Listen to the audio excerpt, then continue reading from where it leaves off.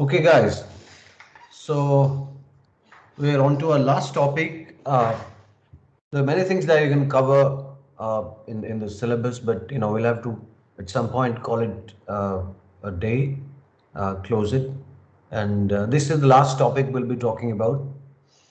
So we talked about reactions between gases and equilibrium thereof. And then we talked about reactions between liquids, different kinds of liquids, pure liquids and impure liquids.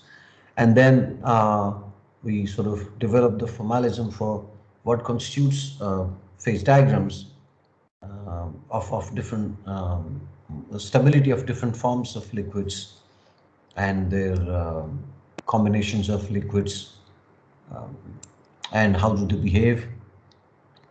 Now let's talk about something which is very common for metallurgical and ceramics people, wherein we talk about reactions between solids and gases. We talk about one solid and then how does it react with gases and establishes equilibrium for that. Right? Okay. Now, can I make it full screen? Okay. Uh, Okay, now the module outline is still not formed well. Uh, we'll change it a little bit. But then what could be the targeted outcomes of this unit is that uh, this unit would give you fundamental understanding as to how oxidation of metals takes place and how and in what conditions a metal forms an oxide and establishes equilibrium thereof. And then on a reverse scale, you would be able to see that how an oxide is made into a metal. Right? And what are those conditions? What's the effect of temperature and other thermodynamic variables, including pressure and partial pressure of the constituting gaseous phases? And the thing is, and if you have to break it down, excuse me, the question is how much of an oxygen partial pressure or oxygen pressure a metal is able to take without being converted to its oxide phase.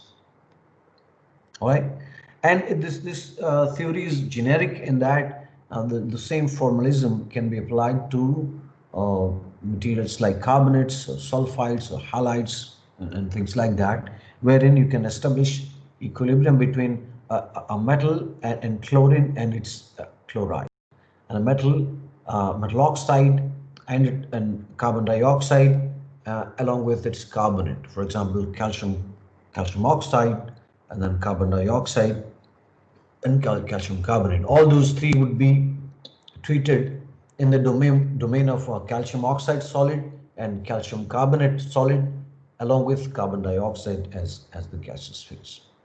When I talk about a metal and an oxygen and metal oxide, it can be iron plus oxygen and iron oxide, and how these three phases, out of which two are solid phases and the oxygen is the gaseous phase, and how do they establish equilibrium, and then how temperature and partial pressure of oxygen would change. All right, and you can, as I said, you can talk about the reverse side of the reaction, wherein you can talk about reduction of particular oxide to its base metal phase. All right. So just to ponder over a few things, you might have seen silver metals in your you know puja house. Maybe that you are wearing a ring or some ornaments of silver or some silver cutlery, and how does it age over time vis-a-vis you have a piece of metal lying outside and piece of iron, let's say, and how does it change its color. You might have seen that, the rusting of iron, what exactly happens with that, and do you see a difference in gold? The same thing happening in gold. If you leave gold outside, or platinum outside, vis-a-vis you leave iron outside, what are the different changes that you find, right?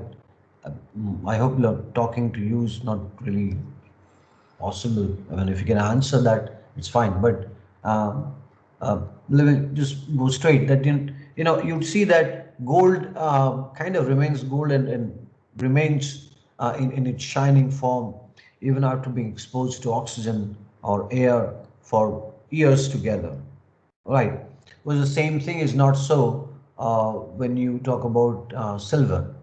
Not quite as gold. Okay. But again, you talk about aluminum. Okay, aluminum. You'd see that freshly cut aluminum utensil, or some some article looks really shiny, right? But then over a few days, or in a couple of months, you see that shine is lost. Something is happening, that means, on its surface. And the same thing you could see that happening over something like copper. Okay. And the same thing you would see in other metals, for example, chromium, or you cobalt or nickel or things like that.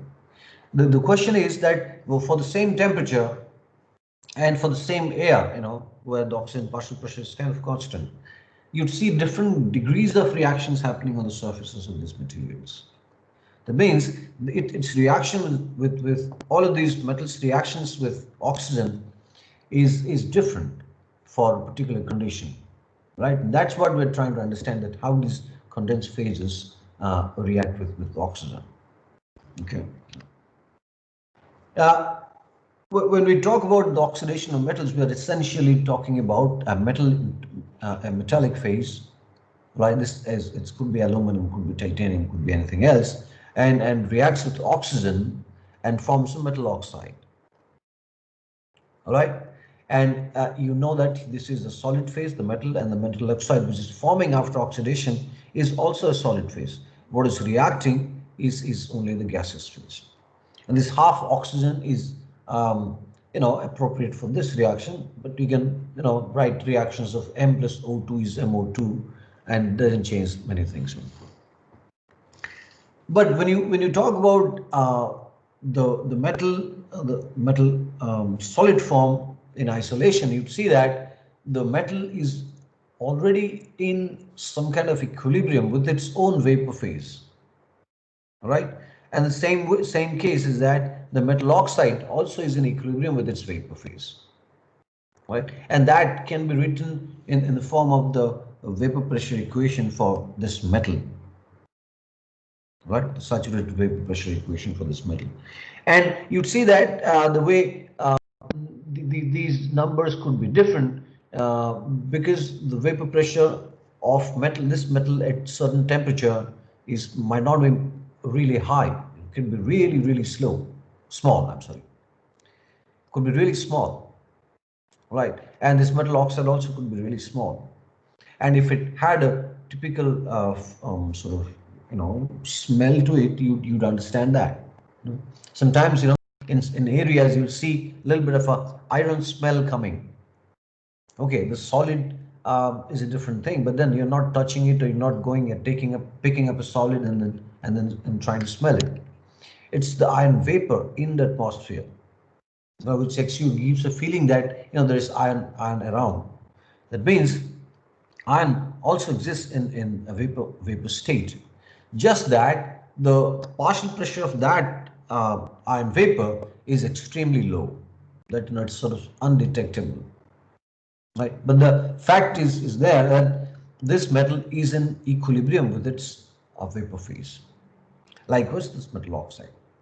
And you can write these equations wherein if the molar free energies of this phase and this phase are equal, then it could write in an expanded form, which is the standard molar free energy of this gaseous state for this metal plus the RT ln partial pressure of this metal is equal to the standard molar free energy for the solid plus this term where you multiply the V and dP, that is dG is VdP minus SdT for a particular temperature then that you're talking, then it becomes dg is equal to vdp only.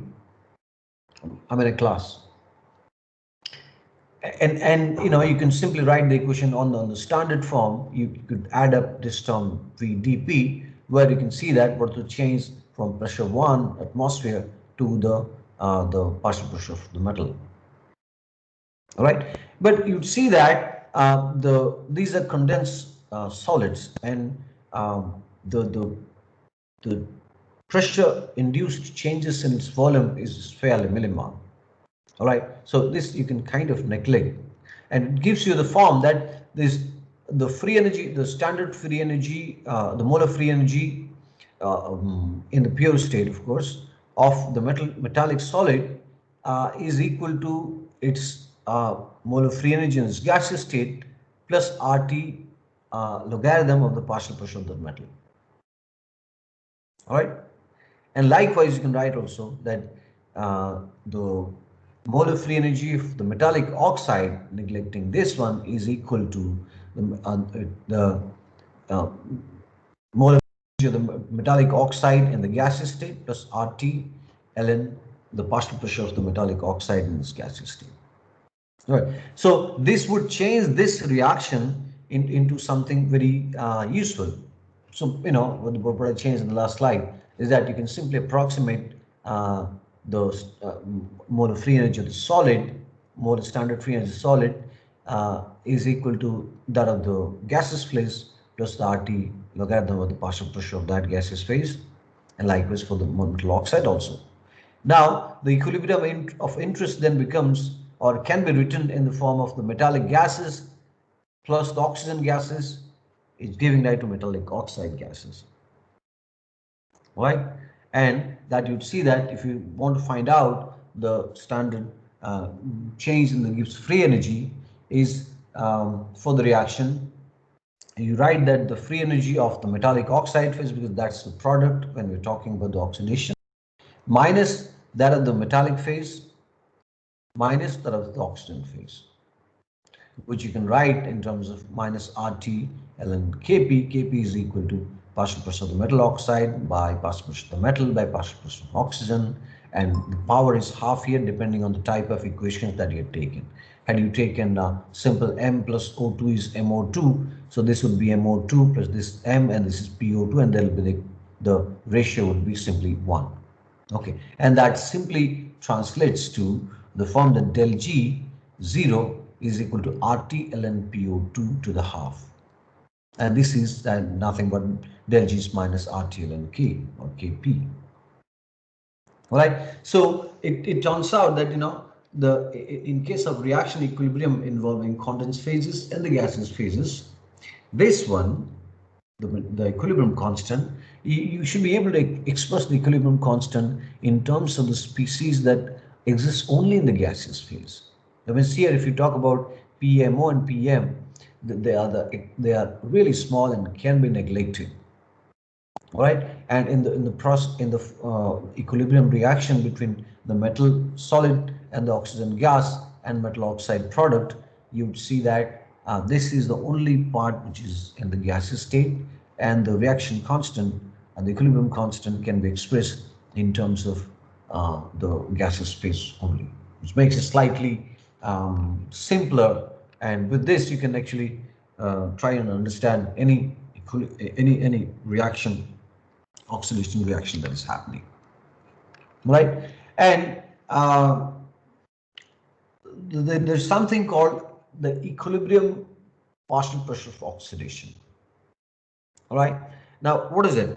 That means if I have a piece of metal, right, this is a piece of metal, and this is a chalk, but then consider this a piece of metal. Here it's in the air right now, in the normal atmosphere, where the partial pressure of oxygen is a quarter, you know, it's 0.2, 0.25. Now, if you keep on increasing the oxygen partial pressure, okay, classes, then there'll be a point where this metallic material would become an oxide material. All right, and it's pretty much like what happens in our daily lives, right? For example, I pay you 100 rupees to go watch a movie, right? And you say no, I'm not going to go. And I pay you 200 rupees, you'll not say no, I'm not going to go. But then if I pay you 500 rupees just to or just so that you can go watch a movie and come back, and you might start thinking that okay, it's not a bad deal, right? And you are still maybe on the fence, but then the moment I give you 600 rupees, you say that yes sir, I'm ready, I'm going to go to the movie, watch a movie. All right, that means I'm trying to give you more and more stuff to attract you, and this is the point. This 600 rupees is perhaps the point where you would say that okay, I'll take that money. All right, while at the same time, maybe your neighbor or a friend of yours, um, he's maybe hooked to something else, and then he doesn't budge even at 600 rupees. I had to give him 1,000 rupees, but then yet he still was I was able to convince him to go to the movie by paying him 1,000 rupees. That means in the present conditions, your equilibrium partial pressure of money or rupees is 600 rupees, while your neighbor's equilibrium partial pressure of money is 1,000 rupees. And that's where they start changing. Right? That's the limit. So this equilibrium partial pressure of oxygen is what I'm talking about.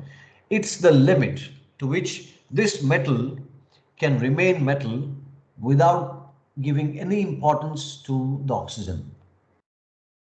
I'm trying to sort of tell you the concept in a regular way, in an unscientific way, a social way of sort of trying to understand the material. Right? If you keep on increasing the oxygen partial pressure, this metal will remain metal, right? But it doesn't become an oxide. But at some point, it says, no, I can't take it anymore. And then the surface of this metal becomes an oxide, right? Now think about it. If this metal were aluminum, and there is another metal that is, say, gold, and there is another metal that is, say, silver. So iron, gold and silver, they would turn to their oxide, their respective oxide phases at different levels of partial pressures. All right? Because this iron's relationship with oxygen is slightly different. Gold's relationship with oxygen is slightly different. Silver's is also slightly different. So at what point they will start becoming their oxide is different for all of them. And that's why the partial pressure of oxygen, and when I say equilibrium, is that's the equilibrium where, for this specific temperature, at this equilibrium partial pressure of oxygen, this metal becomes its oxide. Right. So this PO2 equilibrium at T is going to be different for different materials. All right. Now, if we go to uh, a sort of an example of copper, let's say what's given here is that this is the line. This is the look at the blue line. Okay. This is a line where we are talking about coordinate spaces where copper oxide, and oxygen are in equilibrium. All of these three are in equilibrium. Right. This is not the reaction. I'm just saying that these are the constituents which are in equilibrium along the coordinate space of this aqua blue line. Okay. And what are those coordinate spaces? This is the temperature scale. This is of course in the inverse temperature scale, and this is the logarithm of the partial pressure of oxygen. This, mind you, this is not negative pressure. There's nothing called negative pressure. It can be low pressure, high pressure. This is a negative number because it's in the logarithmic form. This is a very low pressure here, and the pressure increases as you go up. Right? So what we talk about as this one, the equilibrium partial pressure of oxidation for copper, that we're talking about the oxidation of copper here. Now, if you pick this temperature, all right, if this temperature, the equilibrium partial pressure of oxygen is this. All right. For this temperature, for this coordinate space, that means at temperature this and at partial pressure of oxygen, this point is in equilibrium, which sort of brings equilibrium of copper oxide and oxygen. All of these things are in equilibrium here. Now, what happens when I increase the oxygen pressure slightly more? That means the logarithm PO2 slightly increases. This one goes up. That means it comes in the phase field of this. Right? Mark here. From this point here, it comes to region here because you're increasing the oxygen partial pressure. Now at this point, it comes into that means the oxygen that is required for this material to become an oxide, it has been crossed that. I mean, you are supplying oxygen more than what is required to convert to oxygen. That means in a story of paying someone to go to the movie, if your limit is 600 rupees and if I pay you 700 rupees, what will happen? You will go gladly, right? So this is what it is. The required oxygen pressure for this copper to form an oxide at this temperature was this much, but you're eventually giving this much, which is we're giving higher. That means it comes to a region where it is completely satiated and it's oxide phase. All right, that means it's the phase field of copper oxide and oxygen. These are the states which are going to be stable here. All right, because we are supplying more oxygen than what is required. But in the case, what happens is that when you have more oxygen into the system, that means copper oxide becomes more stable or more viable, and it starts forming from copper, it forms copper oxide. That means the oxygen partial pressure again starts decreasing. Do you understand what I'm saying? You increase the oxygen partial pressure. That means the metal, which was a metal, or so it's at the metal oxide border, because it was an equilibrium, then it starts consuming more and more oxygen because you made the conditions suitable for the oxide phase to be stable. Now, how an oxide phase would form? Because when the metal interacts with or eats up oxygen, then it becomes an oxide, right? And when it eats up more and more oxygen, and what happens that you had increased the oxygen partial pressure, but then by eating up the oxygen, the partial pressure actually comes back down to its equilibrium partial pressure value, right? So it sort of goes up and then comes down. In the form, more copper oxide is formed. It goes up because you've made it up, but then as a result of which copper oxide became more stable, and that because of that more and more oxygen was consumed by the metal, and because of that copper oxide was more formed.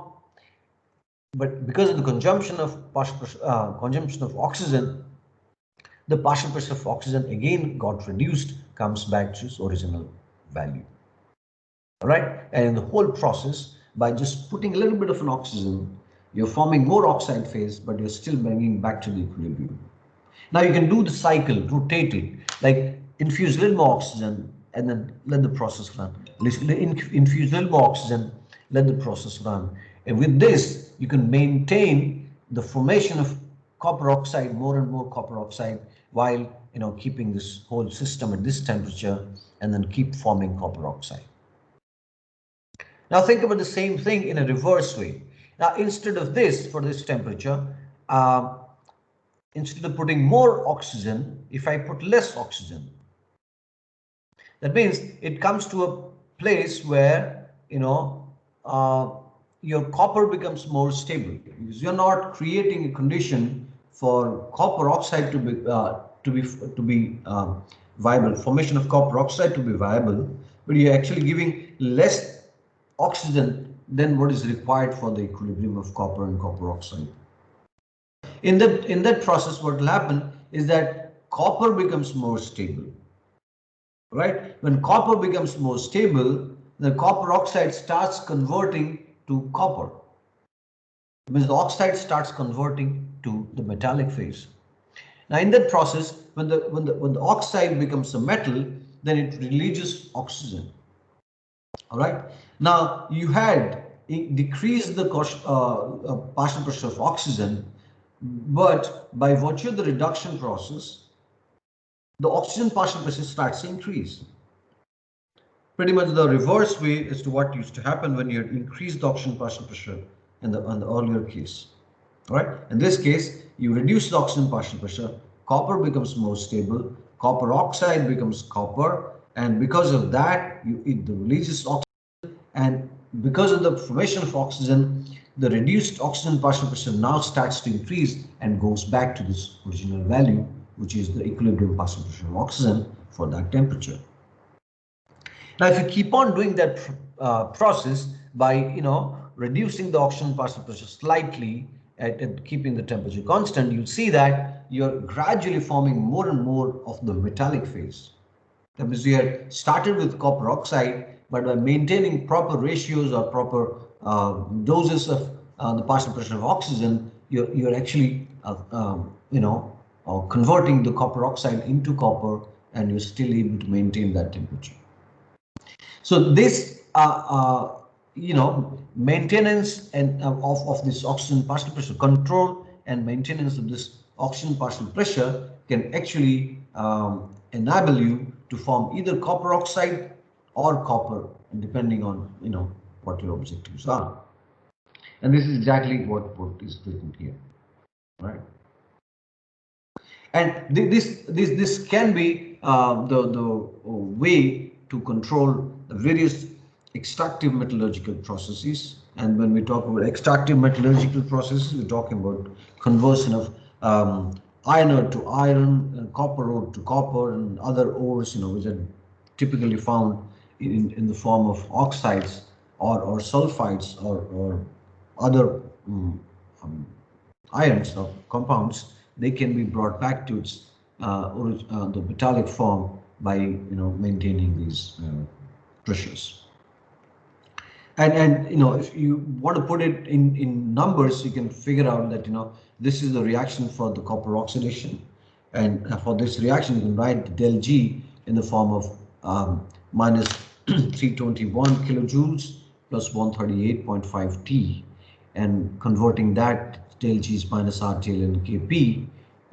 You can simply write that ln K minus R ln K is ln PO2, and that is simply del G by RT, and you can solve this equation with different temperatures and then find out what is the log partial pressure of oxygen for specific temperature which is required.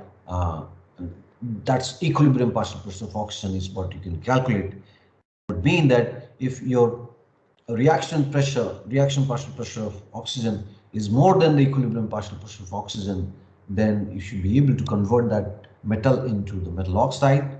And if you're categorically keeping the oxygen partial pressure lower than what is required, then you should be able to form the metallic phase.